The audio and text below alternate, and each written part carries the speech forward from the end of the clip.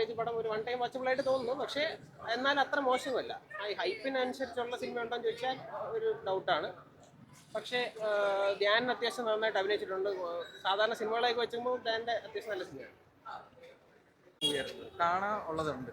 ധ്യാനിന്റെ മറ്റു പടങ്ങൾ വെച്ച് നോക്കുമ്പോൾ ധ്യാൻ ഇപ്പൊ ഇറങ്ങുന്ന പടങ്ങളൊന്നും ഇല്ല, ഞാൻ കാണാറില്ല. ബേസിക്കലി ഒരു റോസ്റ്റ് ഒക്കെയാണ് കാണാറ്. പക്ഷെ ഇത് നല്ല പടമാണ്. പുള്ളിക്ക് ഒരു അഭിനയ രീതി ഉണ്ടല്ലോ, നമുക്ക് വർഷങ്ങൾക്ക് ശേഷമെല്ലാം നമുക്ക് ഇതിന് മുന്നേ കണ്ടിട്ടുള്ള ഒരു രീതി ഉണ്ടല്ലോ, പുള്ളി ആ ഒരു ഇതിലാണ് പിടിച്ചിരിക്കുന്നത്. അതായത് ഒരു ഫ്ലോലെസ് ആയിട്ടുള്ള അഭിനയം, നല്ല രസമുണ്ട് കാണാൻ.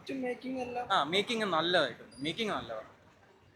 നമ്മൾ ട്രെയിലറിൽ കാണുന്ന സിനിമയുടെ ഒരു ആകത്തുക നമുക്ക് ട്രെയിലറിൽ നിന്ന് മനസ്സിലാകും. പിന്നീട് അങ്ങോട്ട് എന്ത് സംഭവിക്കും എന്നുള്ളതാണ് പിന്നീട് നമ്മൾ ഈ ഒരു സിനിമയിൽ കാണുന്നത്. ഒരു 80s സെറ്റ് ചെയ്തിരിക്കുന്ന ഒരു സാങ്കല്പിക ഗ്രാമം. ആ ഗ്രാമത്തിൽ ഒരു മാതൃകാ പോലീസ് സ്റ്റേഷനുണ്ട്.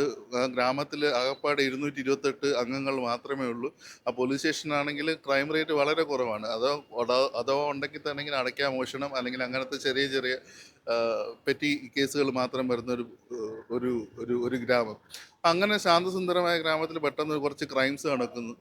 അപ്പോൾ അതിൻ്റെ പിന്നിൽ എന്താണ്, ആരാണ് എന്ന് അന്വേഷിക്കുന്നു. അപ്പോൾ ലോക്കൽ പോലീസിനെ അന്വേഷിക്കാൻ സഹായിക്കാനായിട്ട് എപ്പോഴും ഡിറ്റക്റ്റീവ് ഉജ്ജ്വലനുണ്ട്.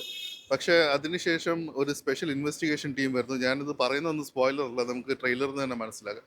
അതിനുശേഷം എന്ത് നടക്കുന്നു എന്നുള്ളതാണ് കഥ. സിനിമയുടെ ഫസ്റ്റ് ഹാഫ് എനിക്ക് വലിയ രീതിയിൽ അങ്ങോട്ട് കണക്റ്റ് ആയില്ല. കാരണം ഒത്തിരി പാളിച്ചകൾ സംഭവിച്ചു. അത് സ്പൂഫ് ജോണറാണ് അവർ പിടിക്കാൻ ശ്രമിച്ചത്. പക്ഷേ പലയിടത്തും അതൊരു ചളി ലെവലിലേക്ക് പോയി, കയ്യിൽ നിന്ന് പോയതുപോലെയാണ് എനിക്ക് തോന്നിയത്. പക്ഷേ സെക്കൻഡ് ഹാഫിലേക്ക് എത്തുമ്പോഴത്തേക്കും കഥ കുറച്ചുകൂടെ നമ്മളെ പിടിച്ചിരുത്തുന്നുണ്ട്. പിന്നീട് അങ്ങോട്ട് കോമഡി കുറവും പിന്നെ ത്രില്ലർ എലിമെൻറ്റ്സ് കൂടുതലുമായിട്ടാണ് പോകുന്നത്.